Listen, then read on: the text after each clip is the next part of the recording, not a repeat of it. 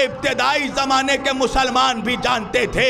اسلام پھوکٹ میں نہیں ملا، نمازیں مفت میں نہیں ملی، روزہ مفت میں نہیں ملا، قرآن مفت میں نہیں ملا، کعبہ مفت میں نہیں ملا، بلکہ اس کی اجرت دینی پڑے گی، ٹیکس ادا کرنا پڑے گا، اجر دینا پڑے گا۔ تو اللہ کے رسول نے کہا کہ کیا اجرت لائے ہو؟ تو یہ لوگ کہنے لگے یا رسول اللہ ہم اونٹوں پر لاد کر سونے، جواہرات، ہیرے، موتی، خزانے، ریشمی کپڑے، یہ ساری چیزیں لے کر آئے ہیں۔ ابھی یہ کہہ ہی رہے تھے، اللہ نے جبریل کو بھیجا، جبریل نے آ کے درود و سلام کے بعد فرمایا اے میرے آقا،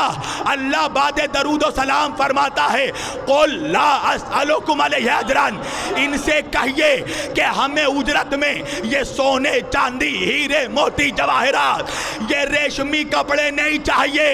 ان سے کہو کہ اگر یہ اجرت دینا چاہتے ہیں الا المودۃ فی القربى، فاطمہ کی محبت دے دے۔